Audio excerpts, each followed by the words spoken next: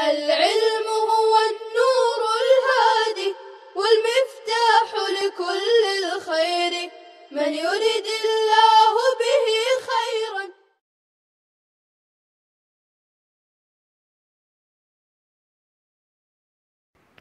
بسم اللہ الرحمن الرحیم۔ آج ہم حروف معانی کا تیسرا سبق پڑھنے جا رہے ہیں۔ گزشتہ سبق میں ہم نے پڑھا تھا کہ واو کے حال کے لیے ہونے کے لیے دو شرطوں کا ہونا ضروری ہے۔ ان دو شرطوں میں سے اگر ایک بھی شرط نہیں پائی جائے گی تو اس صورت میں واو حال کے لیے نہیں ہوگا، بلکہ واو اپنے حقیقی معنی عطف کے لیے اور جمع کے لیے ہوگا۔ گزشتہ مصنف نے ایک مثال بیان فرما کر کہا تھا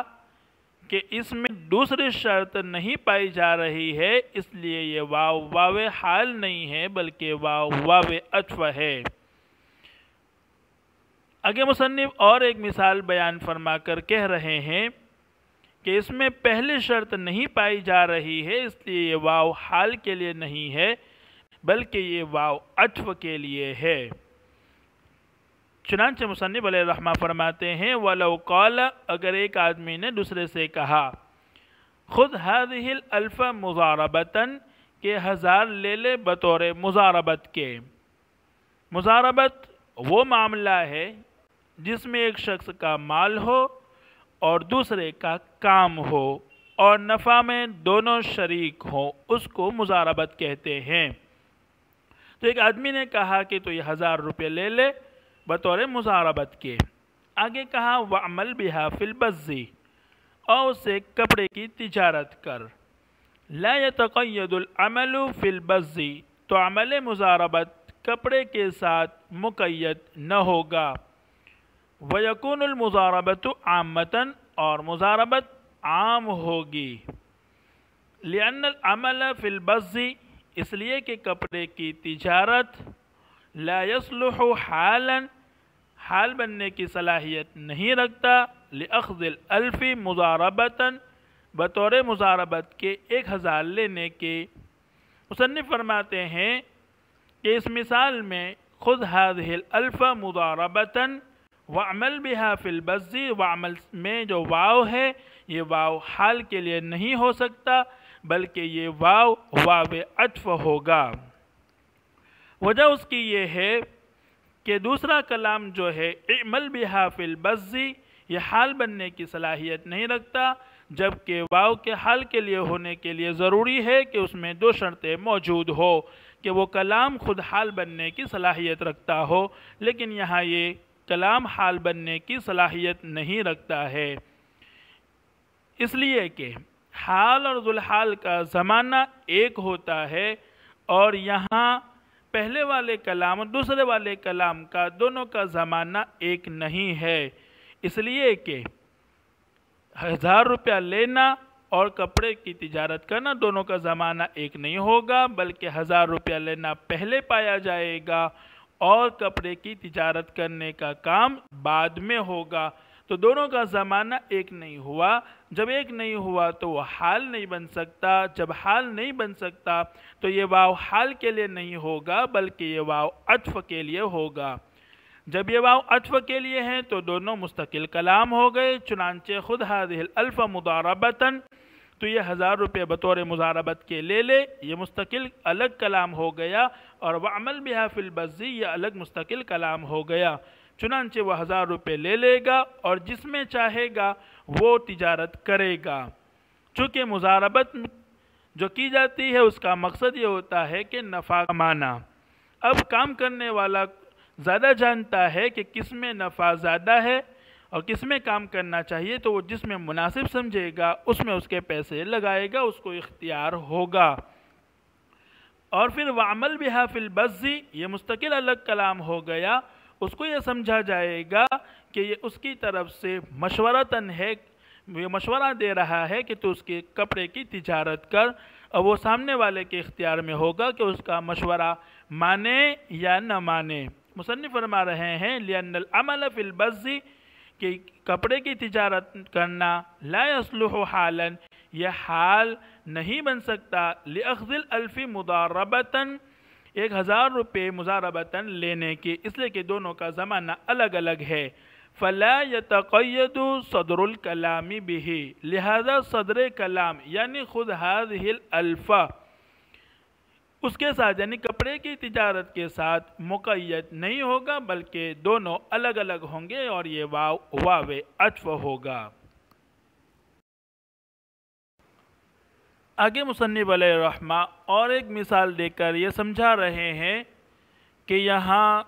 واو کے حال کے لیے ہونے کے لیے 2 شرطوں کا ہونا ضروری ہے، اس میں سے ایک شرط نہیں پائی جا رہی ہے، اس وجہ سے وہ واو حال کے لیے نہیں ہوگا بلکہ وہ واو عطف کے لیے ہوگا۔ مسئلہ یہ ہے کہ کسی عورت نے اپنے شوہر سے کہا طلقنی ولک الف، تو مجھے طلاق دے دے اور تیرے لیے 1000 ہے۔ چنانچہ شوہر نے اس کو طلاق دے دی تو عورت پر طلاق تو واقع ہو جائے گی، لیکن عورت کے ذمے شوہر کے لیے کچھ بھی لازم نہیں ہوگا۔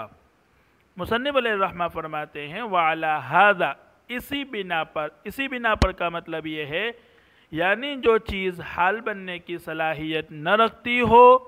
تو اس کے اندر واو کو حال کے لیے نہیں مانا جا سکتا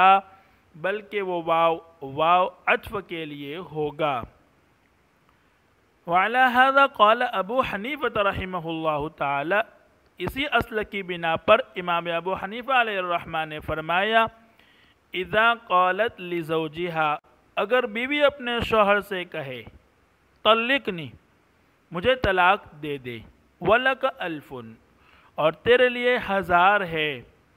فطلقها، چنانچہ شوہر نے طلاق دے دی، لا یجب له علیہا شیء،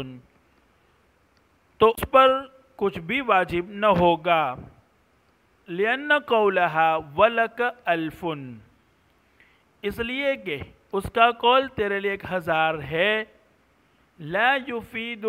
حال وجوب الالف علیہا، عورت پر 1000 کے واجب ہونے کے حال ہونے کا فائدہ نہیں دیتا۔ مصنف یہ فرمانا چاہ رہے ہیں کہ اس میں پہلی جو شرط تھی اس کلام میں وہ نہیں پائی گئی، طلقنی ولک الف، فطلقها، طلقنی ولک میں جو واو ہے وہ واو حال کے لیے نہیں ہو سکتا، نہ ہونے کی وجہ یہ ہے کہ دوسرا کلام جو ہے لک الف، یہ طلاق کے لیے حال بننے کی صلاحیت نہیں رکھتا، اس لیے کہ طلاق میں اصل یہ ہے کہ وہ بلا عوض ہو، بلا کسی بدلے کے ہو، یہ اس کی اصل ہے۔ تو جب حال بننے کی صلاحیت نہیں رکھتا تو صورت میں یہ واو عطف ہوگا،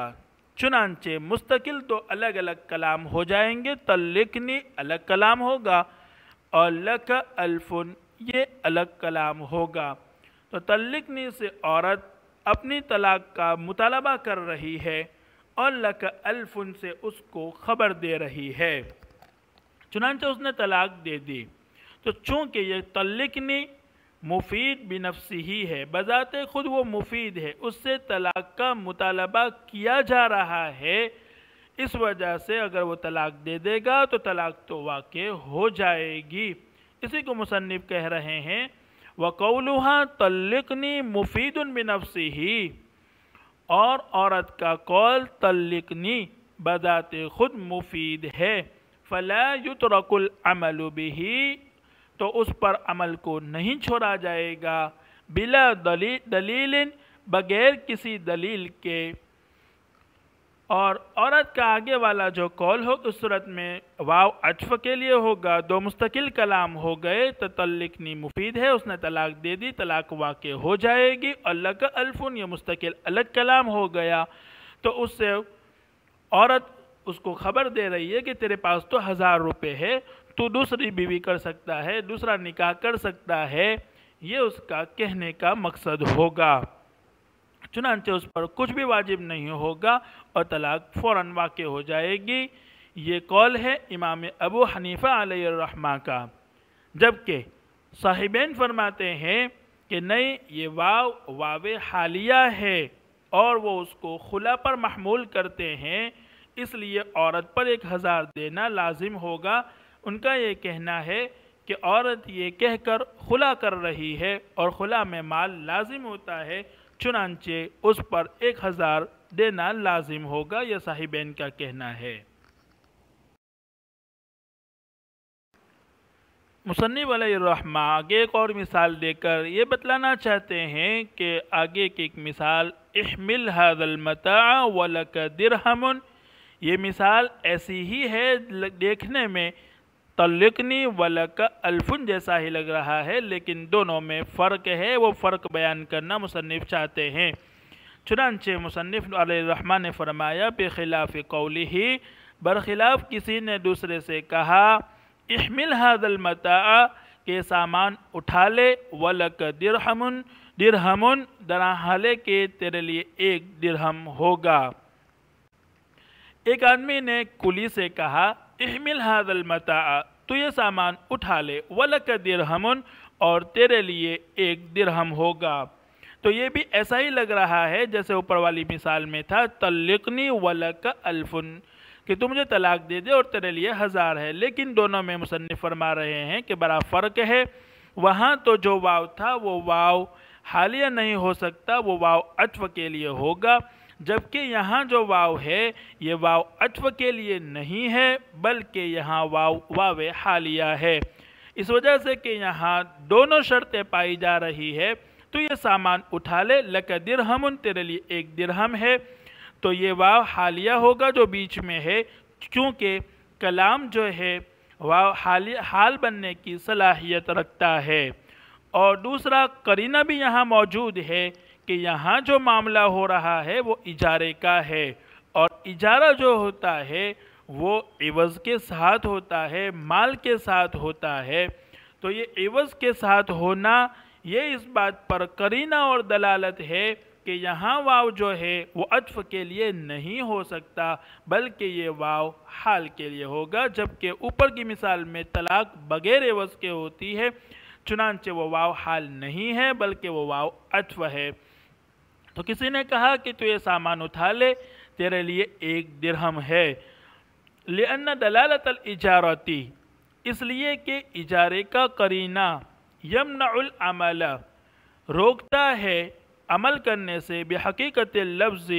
واو کو حقیقت پر عمل کرنے سے روکتا ہے، یعنی یہاں واو کو عطف کے لیے ماننے سے روکتا ہے اور یہ کہتا ہے کہ یہ واو عطف کے لیے نہیں ہے بلکہ یہ واو حال کے لیے ہے، اس لیے کہ اجارہ جو ہوتا ہے وہ مال کے ساتھ ہوتا ہے۔ معلوم ہوا کہ یہاں واو جو ہے وہ حال ہے، اور جب واو حال کے لیے ہوتا ہے تو صورت میں ہم نے پڑھا کہ وہ شرط کے معنی کا فائدہ دیتا ہے۔ چنانچہ احمل هذا المتاع، تو سامان اٹھا لے، ولک درہم، تیرے لیے درہم ہے، تو سامان اٹھانا یہ شرط ہوگا اور لک درہم یہ جزا ہوگی۔ تو جب وہ سامان اٹھائے گا شرط پائی جائے گی تو جزا بھی پائی جائے گی، چنانچہ اس کے لیے 1 درہم کا دینا ضروری ہوگا۔ امید ہے بات سمجھ میں آ رہی ہوگی۔ السلام علیکم ورحمۃ اللہ وبرکاتہ۔ السلام عليكم، لا تنسوا الاعجاب بالفيديو والاشتراك في القناة تشجيعا لنا لنستمر بنشر المزيد إن شاء الله.